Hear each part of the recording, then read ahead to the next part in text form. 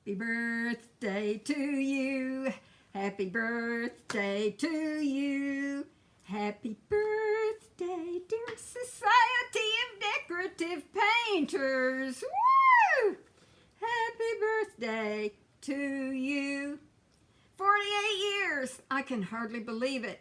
And I'm wishing for you 48 more. Wish, and I made it.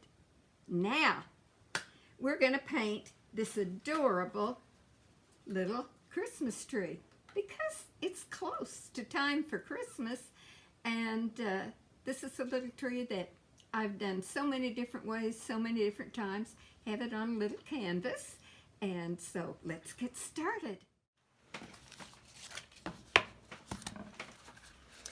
I have a little 5 by 7 canvas, and you just want to sand it lightly.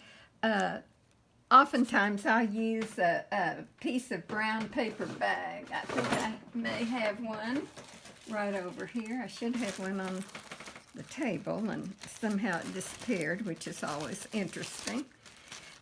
This is just a heavy brown paper grocery bag, and I crumple it up in my hands to soften it a little bit, and I'll just rub the canvas like so. Now, the next thing you want to do is to paint your little canvas with 2 coats of kind of a Payne's gray color. This is, let's see, let me tell you what I used on this. I believe it's a color called Blue Willow, but any rich blue-gray color will work just beautifully. Now, the next part is the part I don't enjoy doing, and I want you to measure in about 3/4 of an inch from each outside edge. And I love these little short rulers. They just make it so much easier to handle. And that's what I've done. And I have a chalk pencil, or if you don't have a chalk pencil, a piece of chalk will work. And just make your little marks. And then take your ruler and just connect your lines like so. All right. Now, painter's tape is absolutely wonderful, and I'm going to take my painter's tape and tear a piece of it off, and I'm going to put it on the inside line to line this all up like that on the inside. And I won't take the time to go all the way around, but you want to continue like that. Now, a wonderful folk art color called Dove Gray. I'm going to put a little of it out on my wet palette, and I'm going to stop right here and show you my wet palette. This is my Masterson Stay Wet palette, and this is the special paper that comes with the palette, or you can buy it separately as well. I don't make very many positive statements, but I will make one and say, if it weren't for this piece of equipment, I would not paint with acrylics. That's a pretty strong statement to make, isn't it? But I've soaked my paper, and there's a sponge that's wet. People don't use enough water. You've got to put on enough water to bring the water all the way to the top, and then it will make contact with the paper. Okay, now, as you can see, I already have my colors out on my palette, and this is my Dove Gray. I'm going to move my palette back over now, out of the way. You know what? I'm going to take off my jacket too, because if I don't, I'm going to get paint all over my wonderful polka dot jacket, and I would not like that one bit. Okay, Going to take a nice big brush. Well, I guess I'd better be technical, and I would use a little pair of scissors to cut. I tore that, but I would use scissors to cut. And then just fill a nice brush.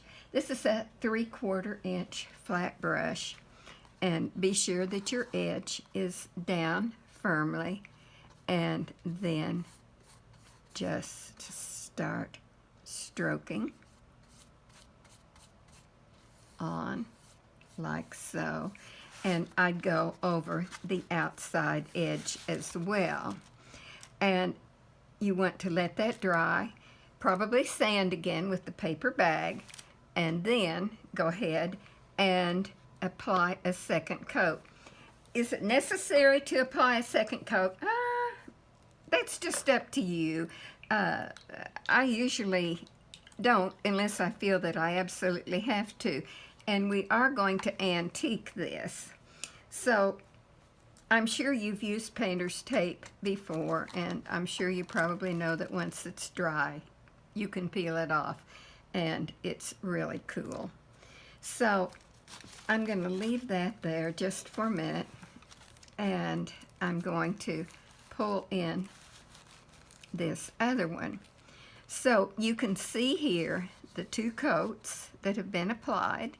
You can see, of course, that I removed the tape, and again with my piece of brown paper bag that I softened, I'll sand it just to smooth it lightly, and then I'll put my pattern on. Now, to transfer the pattern, I like to use a piece of white transfer paper, or you can carefully apply chalk to the back of your pattern. If you have a stylus, it's a nice tool to use to go over the lines and transfer your design to the surface. And you'll see why I went ahead and transferred the tree in just a moment.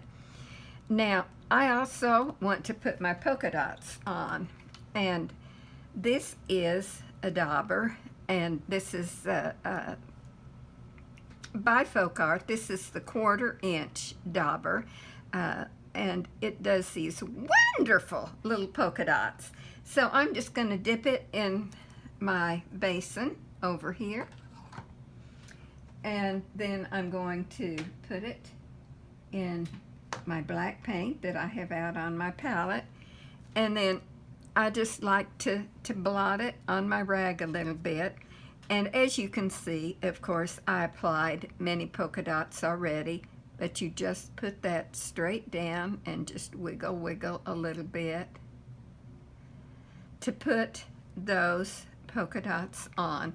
Now, I'm not going to put very many on because I don't want to take the time for it to dry. You can, of course, use a hair dryer, which I happen to have over here, to get those dry if you want to.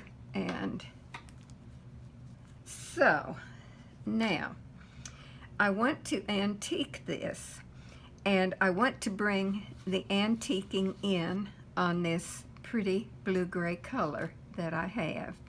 So if you use an antiquing glaze, that's fine. I'm going to use the Folk Art Floating Medium, and I have just a little dish. I love to go to garage sales and try to find these little dishes. I love polka dots. Always have loved polka dots. So I'm going to put a little bit of that in,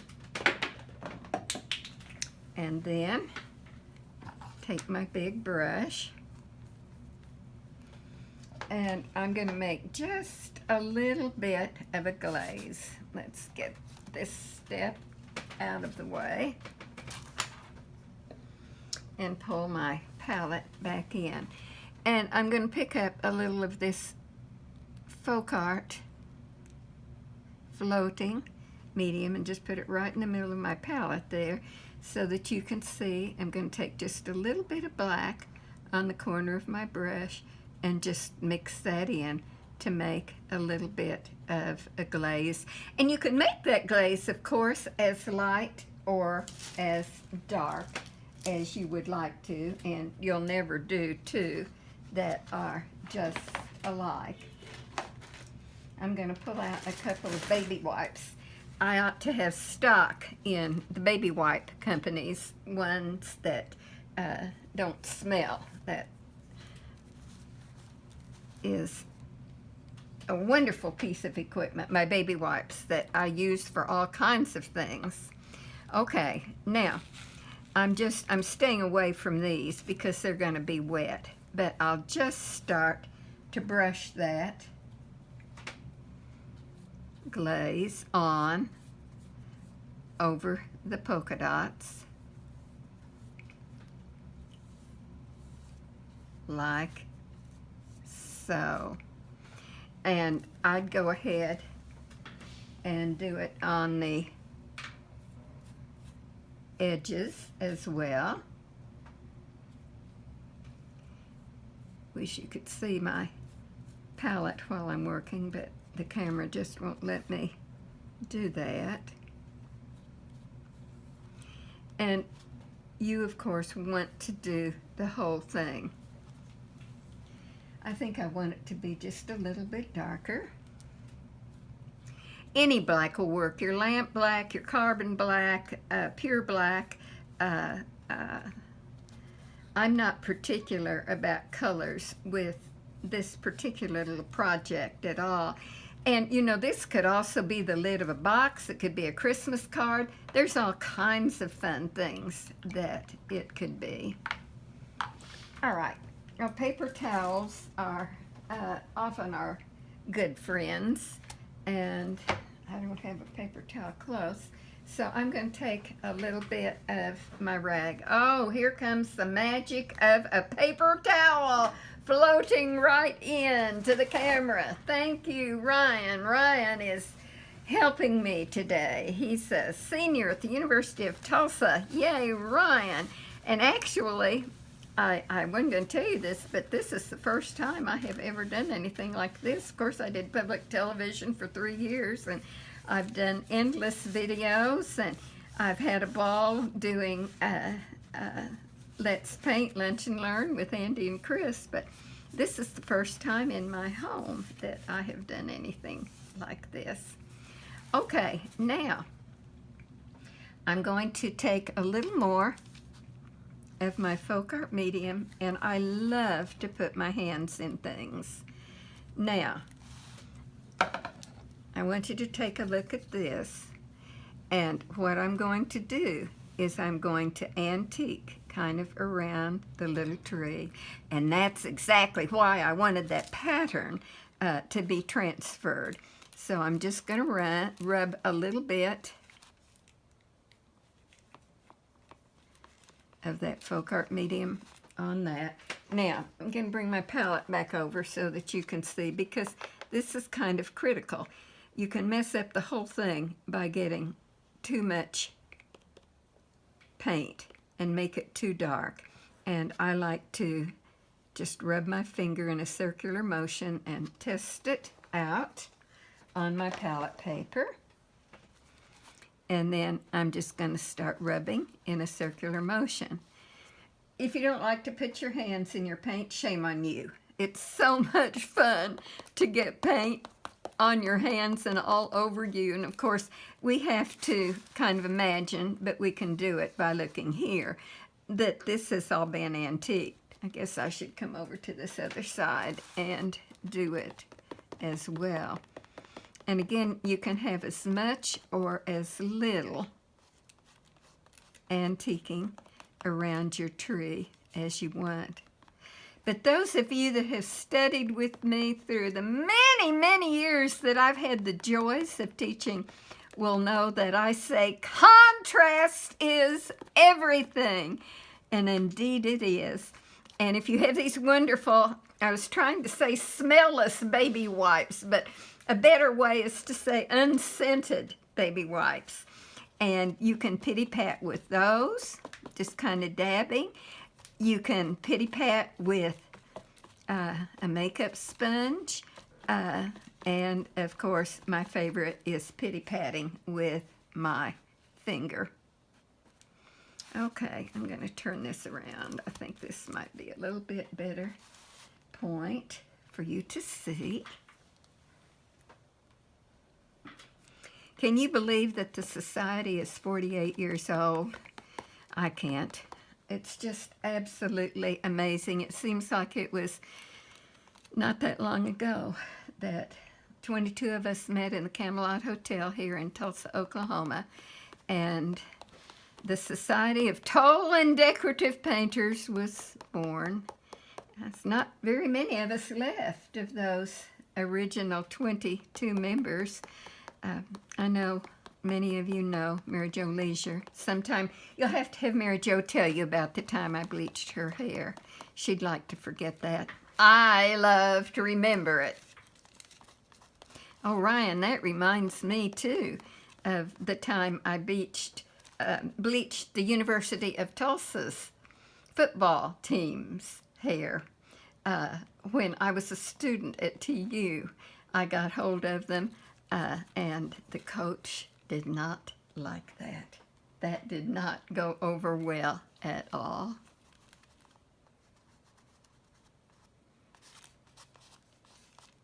Okay, you can just continue to work with that, to play with that. And then here on these edges, I'm going to take a 16 or maybe a 14,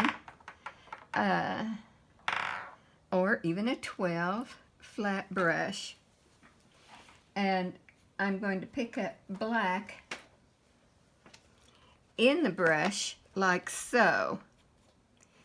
And then I'm just going to come over to the edge of the black and pick up a heavier amount of black and blend, blend, blend, blend, blend on one side of that brush and turn the brush over with the dark in the middle and blend, blend, blend on the other.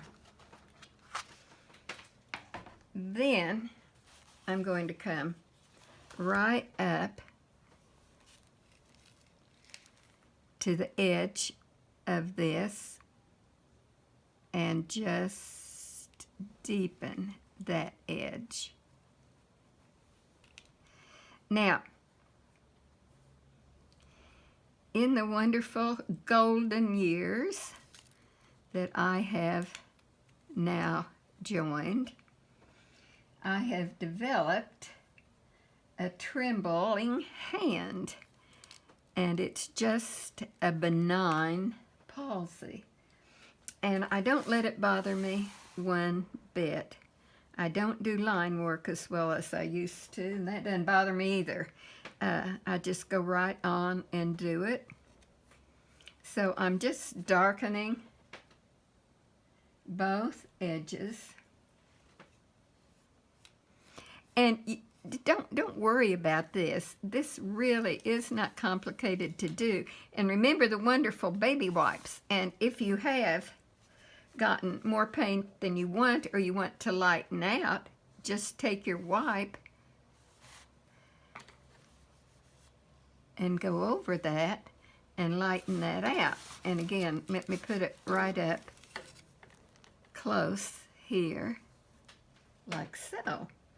And so you want to do that all the way around on both edges. And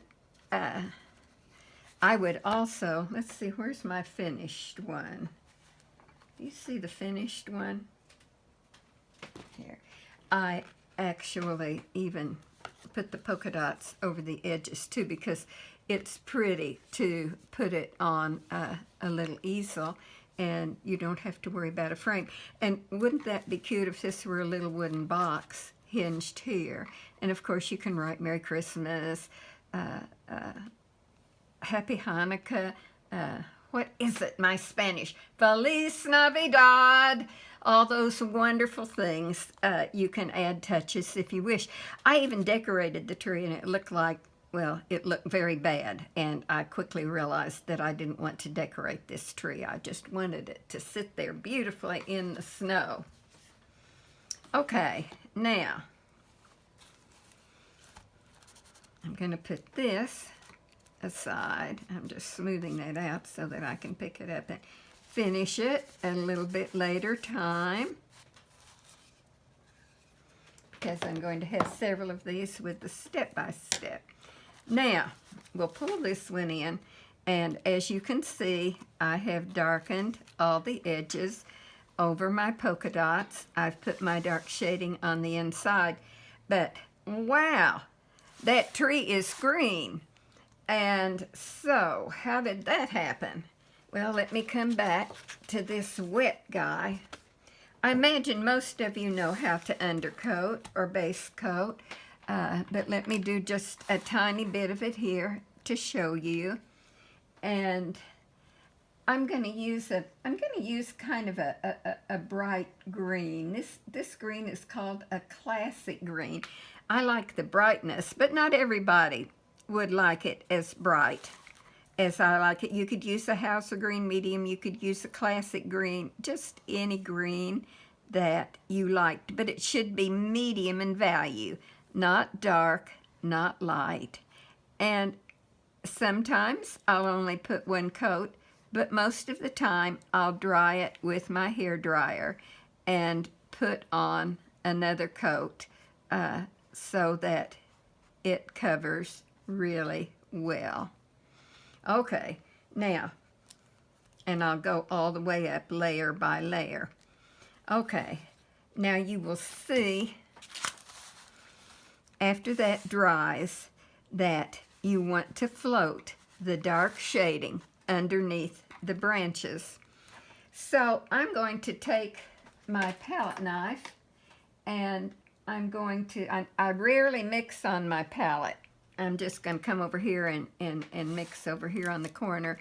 I'm going to take a little bit of Prussian blue, that wonderful color that I love so much. It gets all over you, up your nose, in your ears, underneath your fingernails. And I really, truly did sit down on the toilet once in Salt Lake City and found it smeared between both legs. And I hadn't even been painting with Prussian blue that day. I have no idea how in the heck it got there. But if you use much Prussian blue, you know Prussian blue grows. So I've put just a little bit of black. And listen, when I say just a little bit, that's exactly what I mean, because that black will take over very, very quickly. If you wanted to mix a touch of sap green in that to soften it a little, you could. And then I'm going to bring the palette back over so you can see, and let me take my baby white and just wipe that off, otherwise I will have Prussian blue all over me. Grab another baby wipe here close by.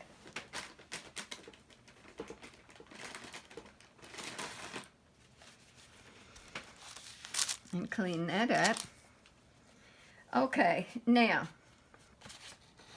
I would like to think that you know how to float. I would like to think that you know all your skills. You may and you may not. And floating is what I call a skill. It's one of many, many skills that are used in the world of decorative painting. And this is just a little demo piece that I have here. I just did this because I thought maybe you could better see what I was doing. So here comes the palette again, and I am going to double load or side load the brush. You know what, I'm going to get a bigger brush here. Side load it with water and your mixed shading color. And I make what I call a pod, P-O-D, pod. And I have the dark color in the center and the light color to the outside, or the water, just letting it float away. This actually is a watercolor technique. And so you want to do that. Sometimes we'll get into skills, and I love to teach skills. I love to teach basics. It's wonderful to teach someone who has never painted before. And you see how beautifully that just floats that shading right on. And that's what I have done right here on the top. And I've done it underneath all of the branches. Now, there's something else I need to say, because you're probably thinking at some of you, Priscilla, what if you can't see your chalk lines? When you do the undercoating of the green tree, what if you cover up everything? Well, of course, just take your pattern and your transfer paper and transfer those lines back on, or you can draw them back on with the chalk pencil, either way. So you want to be sure that this is good and dry before you start to paint the different layers of the little tree. And I'm going to show you something here when I can find my chalk pencil. And here it is. Okay. The blending or stroking direction is so important. And it's the same on all three layers. So when I start to blend in a few minutes, I'll go like this, or back the other way, like this, and I'll follow the natural flow. Oh, don't you hate that noise? Like chalk screeching on a blackboard. Then right here in the middle, curve one direction, you curve the other direction. And when you do that, you'll see that it works just beautifully. Now, I'm going to lay this aside and pull my little tree back in. So we've gone through everything. We painted with our Payne's gray or our deep rich blue-gray color, and we applied our painter's tape after that was dry on the inside edge, and then we used our Dove gray, and we let that dry, and we put our polka dots on, and then we antiqued it with our folk art floating medium and any black that you wanted to use, and we just kind of used our fingers or a sponge or whatever to bring that in a little bit. And I'll talk to you about the gold lines that you see there in a little while. And notice too on this that I have put that shadow underneath the branches on that tree. Okay, so here we go. I'm going to put my floating medium aside, and I have this wonderful compact that Ken Brown, you all remember Ken Brown, the calligrapher. He's just out of this world. Fabulous, a dear friend of mine, and he did the calligraphy on this for me. Actually, he writes wonderful little messages to me on things. So I've put my wonderful blending gel there, and blending gel is what will keep my paint wet and moving a little bit. So my shadowing is dry, so I'm going to take my blending gel, and it's easy to get too much blending gel on. And to keep that from happening, I'd like to put my finger in it again, and I'll just wipe off if I have any big ridges, but I want it to be wet. I'm going to pick up a little bit of my Pretty Folk Art lime green, and I usually unscrew the lids to squeeze on my palette. I don't like to deal with those little holes in the lids of the paint. And I'll take my wonderful metal palette knife. Used to be, back in the days that I was doing so much teaching, if a student came to class with a plastic palette knife, I'd grab it and I'd click, break it in two. And after I pulled that, I'd give them a good metal one. Okay, I think I'm going to drop my brush size down maybe a little bit here. And I'm going to use now, I'm trying to decide if I want to use a 12 or a 10. I think I'll start with the 10. And I'm going to pick up the lime green. And be sure that's still wet with your blending gel. And I'm going to put that lime green on here at the bottom, like that. Let's get a little bit more, but you don't want too much. And these are so quick and easy when you do them. I mean, you can even, the kids can even do these when you show them how. I'm going to pick up a little more of my medium green, my classic green, and put that on. And then I'm going to pick up a little of my Prussian blue and teeny tiny bit of black mixture and pat that on in that dried shadowed area. Then I'm just going to come to the base and touch that green and pull up like that. And I'm going to let that airplane take off.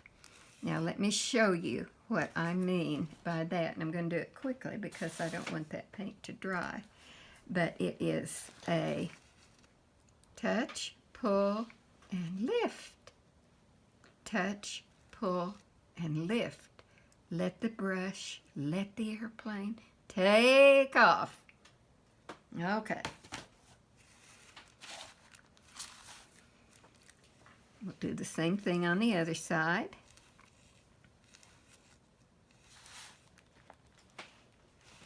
And here in the middle, curve this way, curve this way, curve, curve. You don't want to overdo. You want to see those pretty streaks. And I'll even come from the top down. And when I pull the dark back over the light, I'm going to wipe my brush each time. And I want to get that pretty depth and darkness in. Don't overdo it. Don't mash, mash, mash, and overblend and make mud, please. Picking up a little more lime green now. Same thing. Just begin to build that on the lower portion of this little tree. You can make these as tall as you want to. You just keep going layers and layers and layers. All right, now I want you to pick up a tiny bit of white just on the chisel edge of your brush, and then I want you to wipe it off on your rag. Pick up a tiny bit of white, wipe it off on the rag, and put it on that edge and pull. Now, you can completely ruin the tree and lose it in a snowstorm if you get too much white on it. I may have too much right now. Almost.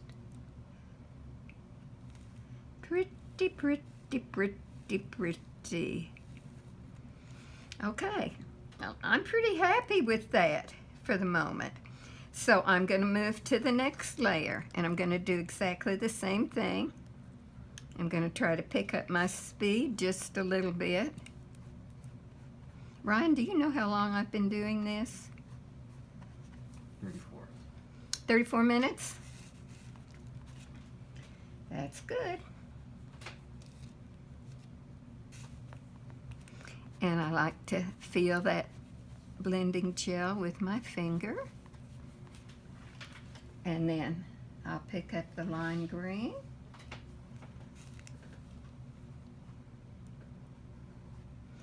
I wish y'all could see Ryan. I'll have to let you meet him sometime. He's absolutely gorgeous. He is, how tall? 6'6", 6'5". First time he came to my door, I opened the door and was looking straight at his belt, and then my head dropped back, and I thought, oh my gosh, how wonderful to be so tall. He's a doll. Wipe that brush and pick up that classic green or Hauser green medium or whatever medium value that you're using. And then a little bit of your, that's right, Prussian blue and black mixture. And pat that on like so. I'm reaching back into my lime green now. Gonna go right to the edge and pull and pull and pull. Let that airplane take off and pull. If you get into too much dark, wipe that brush. You want the dark to shade down into it a little bit, but not too much. And if it does, just take your little baby wipe and wipe it off. I'm going to show you a wonderful little brush in a few minutes called the fan brush, and we'll do a little accenting with that. I'm going to pull a little bit of the dark down. Remember that brush stroke direction, following the natural shape of the little tree. I don't know, maybe it seems funny to be doing a Christmas tree for a birthday party, but it's the end of October and almost Halloween, and next month is Thanksgiving and then Christmas, and this is such a cute, fun little thing to do that I thought you would enjoy it. I have used this little tree, as I told you, in so many different ways. Okay, now put that white on. Be careful with that white. You can get carried away. Let that airplane take off. I knew I had too much white on my brush then. There's so many wonderful, wonderful shades and values of greens, and I like for it to be happy, so I like to use a little bit brighter color, but I have done them in a forest in just black and white and gray values, and they're gorgeous.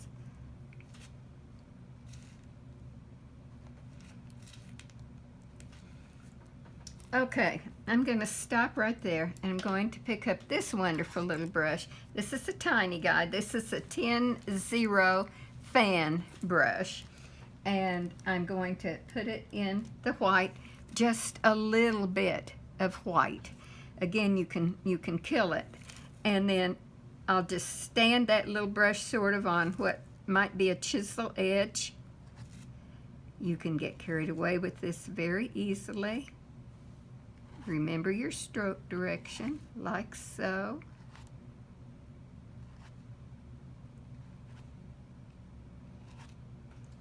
Pretty cool, I think. So, let's get the top of this little guy done. And again, my wonderful, wonderful blending gel.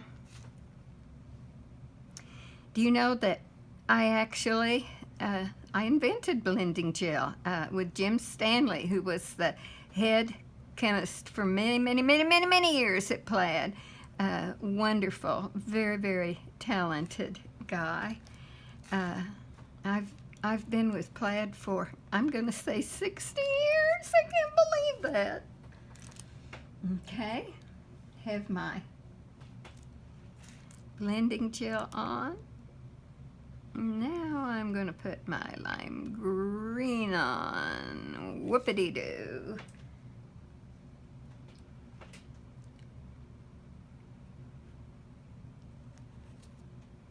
Maybe get a little light coming up the side like that. And then my medium value green, the classic green, the Hauser green medium, whatever you want to put. I'm going to go ahead and pick up the little mixture of Prussian blue plus a touch of black and bring that up to the top of the tree. And then pull that up, follow that direction, let that airplane take off, then come from the top, back down, pick up such a little bit of white. Now I'm still using my 10 flat brush, but you could certainly drop down to a smaller brush, and some of you would probably be more comfortable doing that. I work with big brushes when it has some light against that dark edge.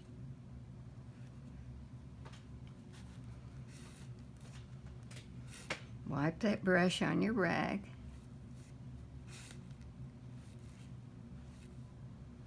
Going to come back with that Prussian blue and black mixture. Pick up a little bit more. Wipe the brush and take the teeny tiny 10-0 fan brush with just a little bit of paint.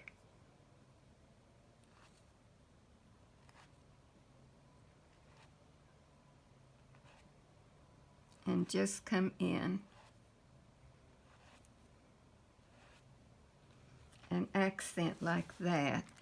And, you know, if you carried your white up too far, you can go back in. You can, it's so easy to add or to take away or do whatever you want to. Now, Treasure Gold it's one of the most beautiful golds on the market. And I just absolutely love it. It's just rich and wonderful, and you can do so many things with it. And because I didn't want to run too long, I went ahead and painted the star with the Treasure Gold. But just look at that beautiful, yummy stuff. It's just fantastic. And that's also what I striped the edge with. Now, again, those of you that have painted with me before, those of you that have watched me on the Carol Duvall show for many years on HGTV will remember I say liner, you say, I'm listening, I'm listening. Do I hear thin? I say liner, you say thin. And that means to take your liner brush and I guess I better put some of that gold that I put on my finger on the palette, hadn't I? And that means to thin that paint down so that it is the consistency of ink. I'm just thinning with water and twist that good little liner brush to a point. And then I want to make sure there's no water on the metal ferrule because it'll run down and go kerplunk. And then you just want to come right along that edge.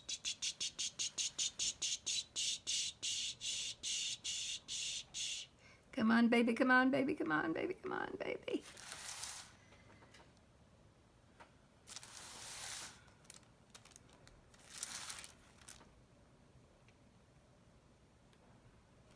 And we'll get that pretty gold on there like so. Now, this is gorgeous, and this is what I used on the finished one. And this is called Fire Opal. And again, these specialty paints are so much fun to play with. And let you see how beautiful that is. And that is what I have used to stripe, just kind of right alongside or right over when I put the finished one there. You can see. And I outlined the star in black. And I just sort of gave a little bit of a feel of snow by dipping my brush in water, blotting on a rag, and just double loading or side loading it with water. I don't want green in the brush. And white. So that this is what I have. and just kind of a float, and I'm just going to kind of do a not too much, just sort of a messy stroke. And you see I darkened under that little branch. Like that. Sometimes I'll just take my finger and rub a little bit to soften.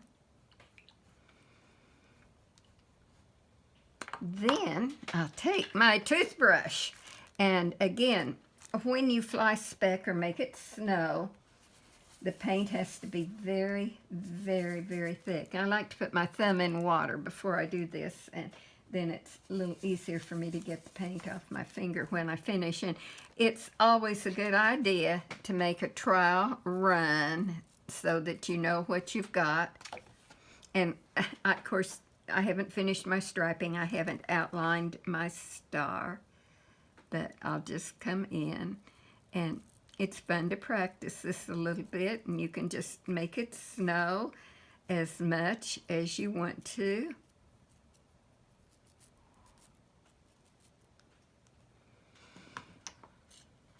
And you want that to dry completely. Now there's one other fun thing, if I can find it here, that I want to show you. And this is the dragonfly glaze, and this is the blue-green gold shift. Oh, is it fun to play with these colors and not be afraid and go for it. And I'm squeezing some, I squeezed out half the bottle on my palette. And after it's completely dry, and that isn't completely dry, I should grab the hairdryer, but again, for the sake of time, I'm not going to. I may lift when I do this. And it looks really white, but it will just give a gleam and a glitter. I don't know how well you can see that. I think if I maybe put this down and pick it up. Can you see that glitter on it as it starts to dry? It's very subtle, but it's absolutely beautiful, and it will just add a sparkle to your little tree. And so I let it completely dry, and then I varnish with Folk Art Clear Coat acrylic sealer. I love gloss. I think gloss is absolutely fabulous. So here we go with our finished piece, and it's just as sweet as it can be. This is a great one for little ornaments as well. I welcome your questions. Yes, I still love to teach. Don't do a lot of it anymore, but I still am teaching. And I want you to remember that with brush in hand, my mind empties of its sorrows, and the beauty in life smiles. Please keep smiling, and please keep painting.